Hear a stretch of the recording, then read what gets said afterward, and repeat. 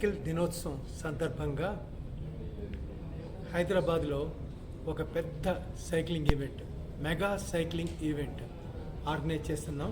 అది వచ్చే ఆదివారం 7వ తారీఖున ఔటర్ రింగ్ రోడ్ నార్సింగి దగ్గర స్మార్ట్ బైక్ సైక్లింగ్ హబ్ దగ్గర అది స్టార్ట్ అవుతుంది. దానికి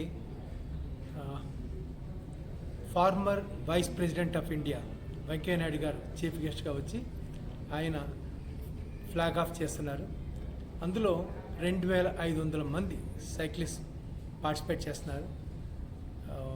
అది ఇప్పటివరకు హైదరాబాద్లో ఇంత పెద్ద సైక్లింగ్ ఈవెంట్ ఎప్పుడు జరగలేదు.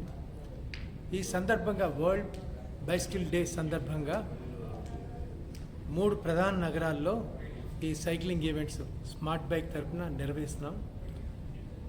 హైదరాబాద్లో హైదరాబాద్ బైసికిల్ క్లబ్తో కలిసి, తర్వాత ఇక్కడ చండీగఢ్లో స్పోర్ట్స్ అథారిటీ ఆఫ్ ఇండియా, అలాగే ఢిల్లీలో కూడా స్పోర్ట్స్ అథారిటీ ఆఫ్ ఇండియాతో కలిసి అక్కడ చాలా పెద్ద సైక్లింగ్ ఈవెంట్స్ అరేంజ్ చేస్తున్నాం.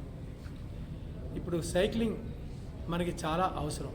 ఎందుకంటే ఇప్పుడు వాతావరణ కాలుష్యం వల్ల, ఈ వెహికులర్ పొల్యూషన్ వల్ల మన ఎన్నో వ్యాధులు సంక్రమించి తర్వాత మన లైఫ్ స్పాన్ కూడాను తగ్గిపోతుంది. ఇప్పుడు ఈ వెహికులర్ పొల్యూషన్ మేనేజ్ వల్ల సిటిజన్స్ లైఫ్ స్పాన్ 5 సంవత్సరాల నుంచి 12 సంవత్సరాల వరకు తగ్గే అవకాశం ఉందని ఒక సైంటిఫిక్ స్టడీలో తేల్చారు. అందులో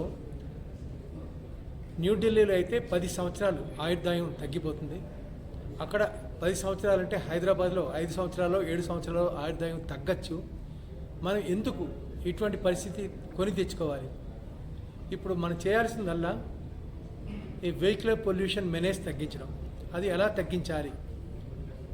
తక్కువ డిస్టెన్స్కి మనం ప్రతిదానికి కారో, స్కూటరో, మోటార్ సైకిలో కాకుండా సైకిల్ తోటి మనం వెళ్తే దానివల్ల ఈ పొల్యూషన్ చాలా మటుకు తగ్గుతుంది. అది చాలా అవసరం. దీని గురించి మేము ప్రభుత్వానికి చాలా సలహాలు ఇచ్చాం. ప్రధానమంత్రి గారు మాకేమో అష్యూరెన్స్ ఇచ్చారు. మేము అడిగినట్టుగా జాతీయ cycling policy, national cycling policy, తర్వాత dedicated cycling tracks, car free zones ఇవన్నీ చేస్తామనేసి